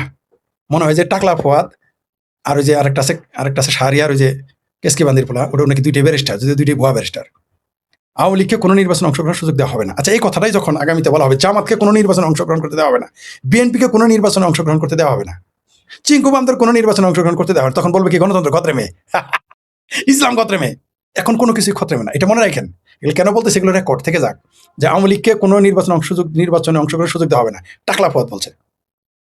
আমরাও লিখবো জামাতকে সুযোগ দিব তো নাই, তারপর বলি জামাতকে সুযোগ দিতে দেওয়া হবে না নির্বাচনের, বিএনপিকে সুযোগ দিতে দেওয়া হবে না, তখন কি বলবে? আমরা সেই দিনের অপেক্ষা আছি, এটা কি জবাবটা তখন দেয় আমরা শুনবো টাকলা ফুয়াদকে। অবশ্য যদি টাকলা ফুয়াদকে জনগণ দয়া করে জীবিত রাখে, কারণ এত পেটে পাড়া দিবে পাবলিক। যদি আমি চাই আমি দোয়া করি ও বেঁচে থাকুক, যখন লেখা হবে যে জামাতকে নির্বাচনে অংশগ্রহণ করতে দেওয়া হবে না, শিবির নিষিদ্ধ, তারপর বিএনপিকে নির্বাচনে অংশগ্রহণ করতে দেওয়া হবে না, সেম আওয়ামী লীগের জায়গায় এই শব্দকে চিঙ্কু বাম লিখবো, যে চিঙ্কু বামদের কোনো নির্বাচন অংশগ্রহণ সুযোগ দেওয়া হবে না, শেখ ফরিদ। জামাতে ইসলামকে কোনো নির্বাচন অংশগ্রহণের সুযোগ দেওয়া হবে না, শেখ ফরিদ। বিএনপিকে কোনো নির্বাচনের সুযোগ দেওয়া হবে না, নির্বাচন অংশগ্রহণের সুযোগ, শেখ ফরিদ। দেখবেন আমার কি 14 গোষ্ঠী গালি দেয়, কিন্তু এখন পুয়াদের কেউ কিছু বলে না। আমি এই কথাটা বলবো এবং লিখবো, তখন যারা গালি দেবেন একেই দেখাবো। আচ্ছা, এইবার আসেন, এই যে আমার আরেক ভাবির পোলা তালিবর্ষ ও অন্তস্তেকের হাদি, মানে সাওয়া হাদি নাকি কাওয়া হাদি না রাওয়া হাদি, ঠিক আছে, তার নাকি শিক্ষাবর্ষে নাকি তার বীরত্ব গাথা নিয়ে বইয়ে প্রবন্ধ থাকবে। সেই প্রবন্ধের শিরোনাম কি হবে? তালিবর্ষ ও অন্তস্তেকেরা হাদি নাকি তালিবর্ষ ও অন্তস্তেকেরা? এর কি অবদান আছে? যেই দেশে বঙ্গবন্ধুর 7ই মার্চের ভাষণ বাদ দেওয়া হয়, 72 সংবিধান ছুঁড়ে ফেলার কথা বলে, এই হাদিনা ফাদিনা গাদিনা কই থেকে কই আসছে? এর বক্তব্য আমাদের দেশে পড়তে হবে, তাও তাও যার বিশ্রী কথা বলার জন্য যে বিখ্যাত, কুখ্যাত, যে এমন ভাষা রাজনীতিতে আমদানি করেছে যে উচ্চারণ করা যায় না, এবং যে বলেছে কোট আন কোট জুলাই আন্দোলন হয়েছে মুক্তিযুদ্ধের বিরুদ্ধে, সেই ব্যক্তির বয়ান আমাদের পড়ানো হবে আমাদের পাঠ্য বইয়ে। এই হচ্ছে, বুঝছেন এখন কারা ক্ষমতায়? আরো বুঝাই দিতে হবে আপনাকে কারা ক্ষমতায়। অনেক লম্বা হয়ে যাচ্ছে না? হ্যাঁ, 1 ঘন্টা 3 মিনিট হয়ে গেছে। যাই হোক, অত বেশি যাব না আর আজকে। সুপ্রিয় দর্শক, আমরা আসলে আপনাকে বলি, আমরা আসলে রিহার্সেল করতেছি। আমরা আগামী অক্টোবর মাসের 1 তারিখ থেকে আমরা প্রফেশনালি আসব। সেখানে আমাদের অনেক কিছু পরিবর্তন দেখবেন, আমাদের আধুনিক ব্যবস্থা দেখবেন। আপনাদের জানি এগুলো একেবারেই মানে আমরা কমার্শিয়ালি আসি নাই, যার জন্য ওইভাবে দেখা যাচ্ছে না, ভালো লাগবে না আপনাদের জানি। আমরা চেষ্টা করে যাচ্ছি, আমরা এগুলো রিহার্সেল করতেছি। 1 অক্টোবর থেকে আমরা প্রফেশনালি আসবো। সেখানে আপনারা অনেকটাই উন্নত প্রযুক্তি দেখতে পাবেন, উন্নত সব ব্যবস্থা দেখতে পারবেন। আমাদের সবকিছু পরিবর্তন হবে, পোশাক আশাক প্রযুক্তি সবকিছু পরিবর্তন হয়ে যাবে। আমরা এগুলো রিহার্সেল করতেছি। এই 3 মাস, আমরা প্রায় 3 মাসের মতো আছে, জুন জুলাই আগস্ট, হ্যাঁ সেপ্টেম্বর, 4 মাসের মতো আছে মাঝখানে। এই 4 মাস আমরা বিভিন্নভাবে এক্সপেরিমেন্ট করব, যে আমরা কিভাবে আপনাদের সামনে আমাদের বক্তব্যগুলো আনবো, বা আপনারা কি শুনতে চান সেগুলো নিয়ে আমরা কথা বলবো। আমরা শিরোনাম দিব এটার দেশ বিদেশের খবর, আলোচনা, সমালোচনা। সঞ্চালনায় আমি থাকবো, আলোচনায় আমি থাকবো, এবং আরো কাউকে না কাউকে আমরা নিয়ে আসবো, সেটা আপনারা দেখতে পারবেন। এই পর্বগুলো আমাদের লম্বা হবে, 1 ঘন্টা 2 ঘন্টা 3 ঘন্টা 4 ঘন্টা এরকম লম্বা হতে থাকবে। আমরা কমপক্ষে অক্টোবর মাসে 1 থেকে 8 ঘন্টা আপনাদের সামনে উপস্থিত থাকবো। বাংলাদেশ সময় দিনের বেলা আমরা উপস্থিত থাকবো, এবং রাতেও আমরা চেষ্টা করবো, যেহেতু আমাদের তখন টিম থাকবে, আমাদের আইটি টিম থাকবে, আমাদের এডিটর টিম থাকবে, আমরা সেগুলো আপনাদের জানাবো।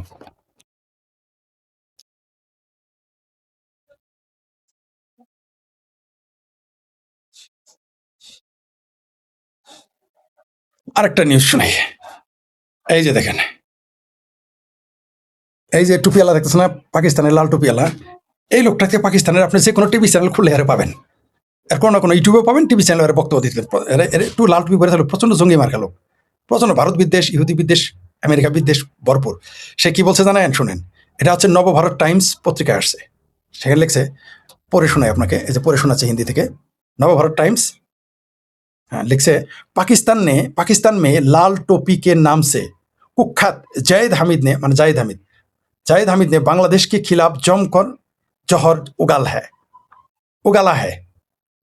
उसने दावा किया कि मुस्लिम उम्मह में बांग्लादेश की 2 करोड़ से इज्जत नहीं है।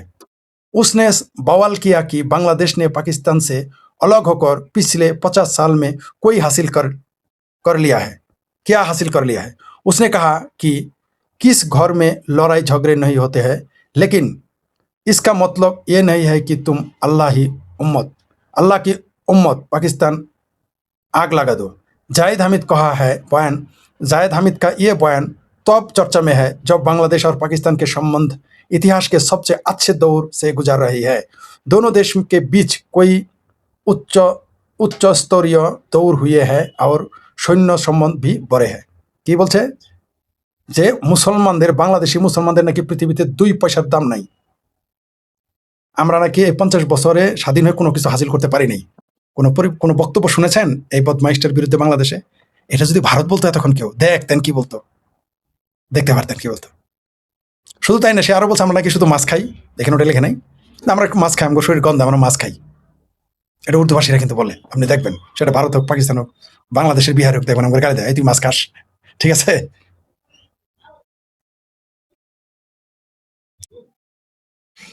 এবার একটা বিষয় দিয়ে শেষ করি, সেটা হলো যে আজকে অত কিছু বলবো না, তারপর 10-15 মিনিট আমরা চলে যাব যারা কমেন্টস করেছেন তাদের নিয়ে বলবো।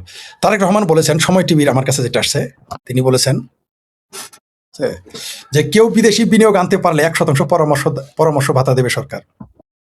শুনেন, আমারে আপনাদের পরামর্শ নিয়ে দেন, পরামর্শ সরাসরি লিখিত নিয়োগ দেন, আর আমাকে দেন, আপনি আমাকে দেন 3% দেন, এনে দিই, কমপক্ষে 2% দেন, এনে দিই। আর যে আরো বেশি চান, 100 চান বিনিয়োগ, তাহলে শেখ হাসিনাকে নিয়ে আসেন। পরামর্শ নিয়োগ দেন। আমি বলছি না আপনাদের যে আপনারা বাংলাদেশ সরকারটা শেখ হাসিনার কাছে লিজ দেন, দেখেন বিনিয়োগ কাকে বলে, কিভাবে দেশে আসে। আমি যদি 2% আনতে পারি, তাহলে শেখ হাসিনা কি করবে? আমাকে 3% চাইছিলাম, আমি বলছি আমার 3% দেন, বাংলাদেশের স্বার্থে যান করবো। 3% না দিলেন, 2% দেন, বাংলাদেশের স্বার্থে বিনিয়োগ এনে ডিক্লেয়ার করেন আমার নাম। দেখেন বিনিয়োগের বন্যা বসাই দিব। ওই আশিক ফাসিকের মতো ফাতরামি না, যাবো 100 কোটি খরচ করবো, 200 কোটি খরচ করবো, পরে এসে অশ্বডিম্ব দেখাবো, আন্না পারবো শূন্য, তা না। দেন আর যদি বাংলাদেশে প্রচুর বিনিয়োগ চান, তাহলে শেখ হাসিনাকে আপনাদের পরামর্শ দেন, উপদেষ্টা নিয়ে। আমি বলেছি তো, শেখ হাসিনার কাছে লিজ দেন, বাংলাদেশ এই সরকারকে লিজ দেন। একাই দেখেন কি বিনিয়োগ, তিনি অনলাইনে ভাষণ দিয়ে কিভাবে বিনিয়োগ এনে দেয়, দেখেন বাংলাদেশের অর্থনীতি ঠিক করে দেয়। তিনি হচ্ছেন ক্রাইসিস ম্যানেজার। মানে একটা দেশ কত দেউলিয়া হলে এই ঘোষণা দিতে হয় যে পরামর্শ ভাতা হিসেবে আমরা 1% দিব। কোন দেশে কেন বিনিয়োগ আসবে? এই দেশে কি কারণে আসবে?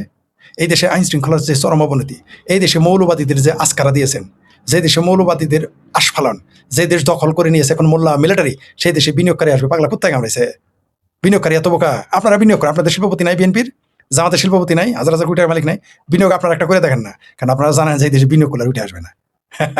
যাই হোক, এবার অনেক আলোচনা করলাম। আবারও বলি প্রিয় দর্শক, আমরা 1 অক্টোবর থেকে প্রফেশনাল মোডে আসবো।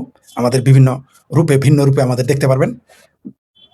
আপনারা আমাদের পরামর্শ দিবেন, সাপোর্ট করবেন, পৃষ্ঠপোষকতা করবেন বলে আমরা আশা করি।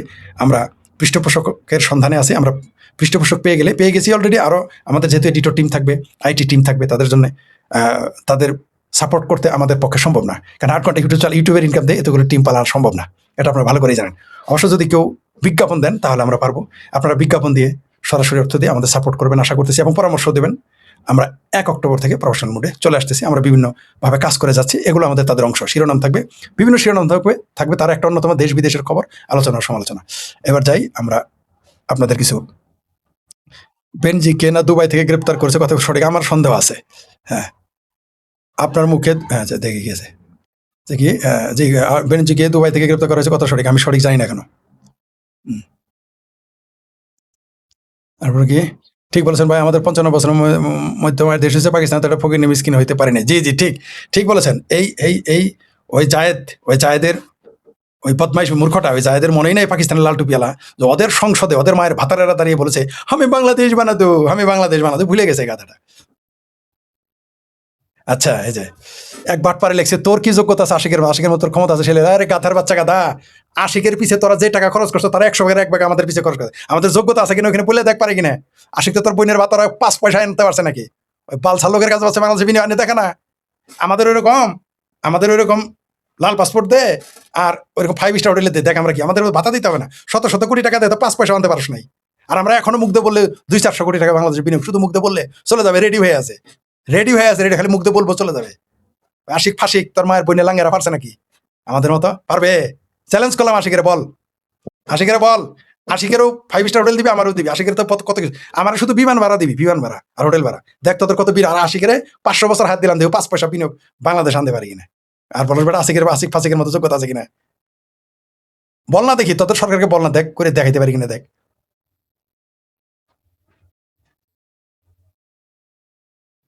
জি, আপনার জন্য শুভকামনা, আশা করি দেশ বিদেশ সংবাদে সবকিছু জেনে আপনার, জি আমরা 1 অক্টোবর থেকে নিয়মিত আপনার, জি ধন্যবাদ আপনাকে। হ্যাঁ, আর কোনো পরামর্শ থাকলেও জানাবেন।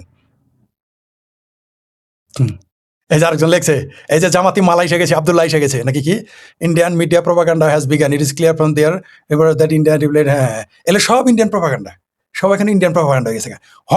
হংকংয়ের পত্রিকা থেকে দেখাইলাম, ওটা ইন্ডিয়ান প্রোপাগান্ডা হয়ে গেছে।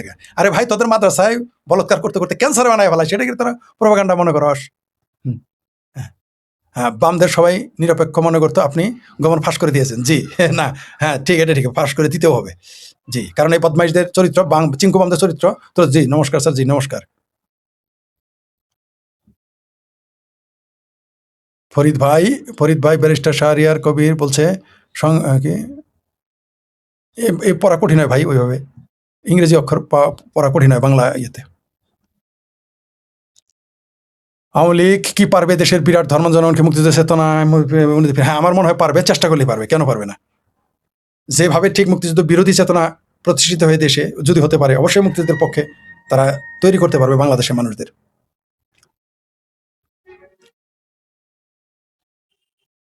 আরেক আরেক আরেক জামাতে কি লেখছে, তুই যা হিন্দুদের সাথে গরুর মুখ খা, গরুর দুধ খাওয়ার দরকার নেই, গরুর মুখ খা, মানে এগুলি কি, কই থেকে এগুলো আসে? আরে উটের মুখ তো নবিয়া খাইতে বলছে, আমি বলছি নাকি? আমি কি বলছি গরুর মুখ খাওয়ার কথা? না, উটের মধ্যে নবী হয়ে গেছে। আমি বলছি আমি হিন্দুদের আমি গরুর মুখ খেতে যাবো কেন? তোরাই তো গরু ইন্ডিয়া ছাড়া চলে না, ইন্ডিয়া যা কামলা দেশ।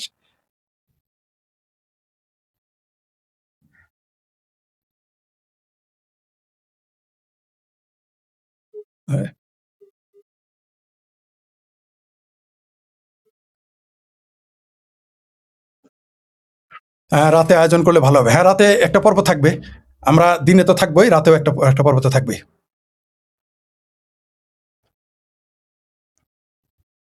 একজন লিখেছেন নাস্তে শেখ হাসিনার জন্য বাংলাদেশ জন্য, জি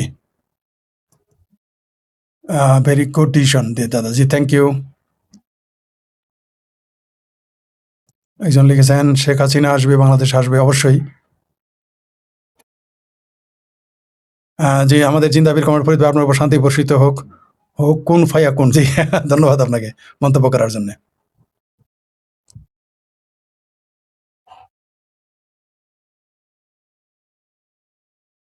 সরকারি কর্মচারীর সাথে মিশে যেতে হবে, তারপর খাদেম সেবক তারাই যেন ছেলে সন্তান আমাদের।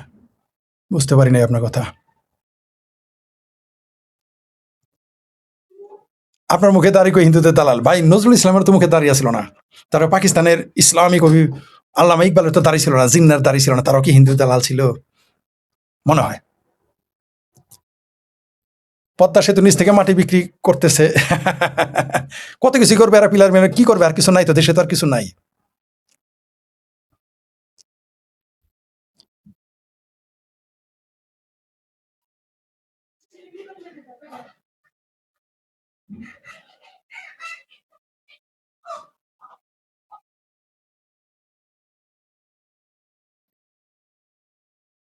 ফরিদ স্যার খুলনার মসজিদের গুলির ঘটনা করেছে, এটাকে জামাতি মিডিয়া ইনে বিনে ভারত হিন্দু আওয়ামী লীগের, হ্যাঁ এটা তো করবে এরা, এখন মসজিদে গুলাগুলি হলে সমস্যা নাই।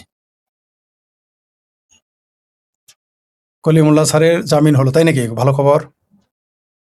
ফরিদ ভাই আপনার জন্য দোয়া করেছি, ধন্যবাদ আপনাকে।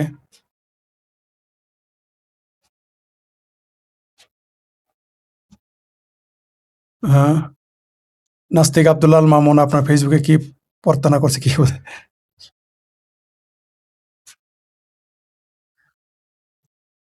ফরিদ ভাই টেনশনে আছেন মনে হয়, হ্যাঁ কিছুটা টেনশনে আছি, ঠিকই বলছেন। পশ্চিম বাংলা থেকে বলছি, আপনাকে ধন্যবাদ জানাই, জি ধন্যবাদ আপনাকেও। হজরত আলী, ফরিদ ভাই কেমন আছেন? জি ভালো আছি।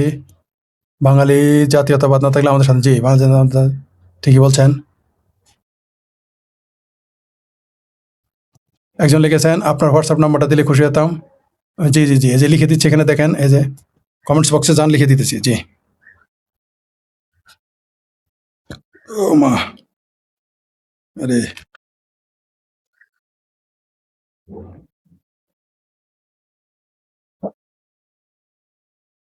জি, দেখেন ওইখানে আপনাকে হোয়াটসঅ্যাপ নাম্বারে যেই মাত্র দিয়ে দিলাম। 051 জি জি, এই যেই মাত্র হোয়াটসঅ্যাপ নাম্বার কমেন্টস বক্সে দিয়ে দিলাম, আপনি দেখে নিতে পারেন, এই মুহূর্তে দিয়েছি।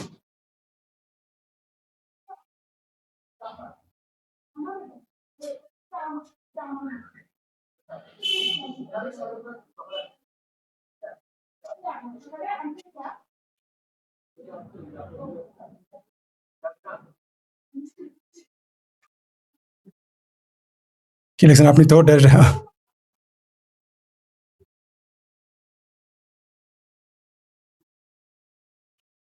আপনার লাইভ প্রতিদিন দেখি, ভালো লাগে আপনার কথা, থ্যাংক ইউ।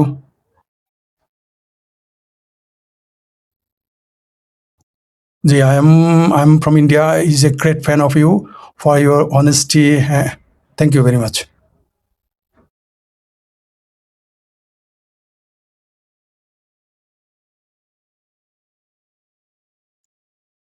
ফরিদ ভাই আজকে কোন চ্যানেলে লাইভ আছে? দৃষ্টিকোণে থাকবো, তারপরে দৃষ্টিকোণ, তারপর বিপুল টক, এই দুটোতে থাকবো। ও আর থাকবো হলো ফজলুবাড়ি ভাইয়ের ওইখানে 7টা থেকে 7টা, 9টা, 10টা।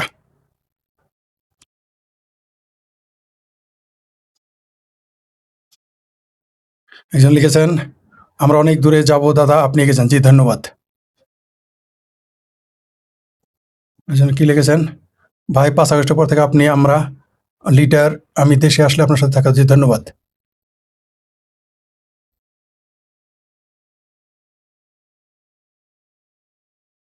একজন কি লিখেছেন যে পিনাকি ইলিয়াসের মুখে কি আওয়ামী লীগ বন্ধ? পিনাকি ইলিয়াসে মায়ের ভাতারে খাওয়াত না আছে নাকি আওয়ামী লীগের কিছু করার? স্যার তুর্কি নিয়ে কিছু বলেন, তারা অনুষ্ঠান। জি,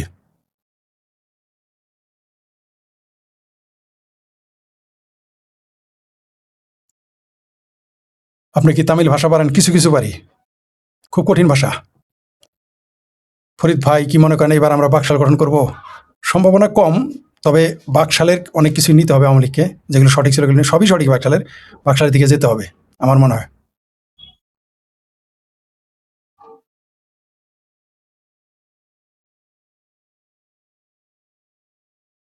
দাদা তোমরা তো ভালো। জি, ধন্যবাদ।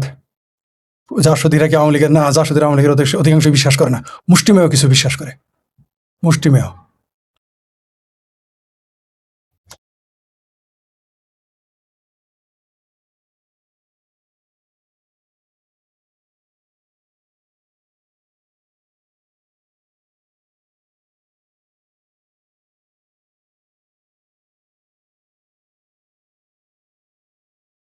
আপনার জন্য শুভকামনা, আশা করি দেশ বিদেশের মধ্যে নতুন কিছু আপনার আশা করি অক্টোবর থেকে। জি,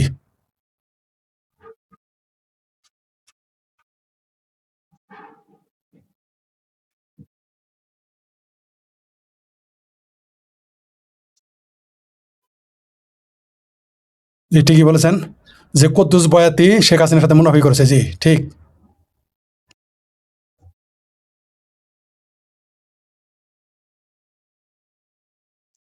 জি, বর্তমানে জামাত ইসলাম বা ইসলাম ধর্ম ইসলাম পুরোটাই লোক দেখানো। জি, ঠিকই বলেছেন, রাজনৈতিক বানায় ফেলছে।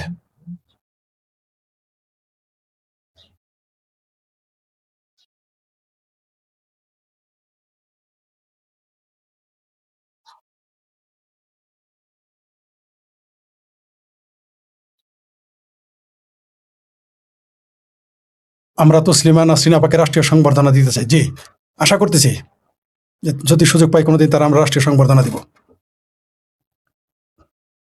আমাদের সকলের প্রিয় ফরিদ ভাই, মনে হচ্ছে সরস্বতী। জি, ধন্যবাদ আপনাকে।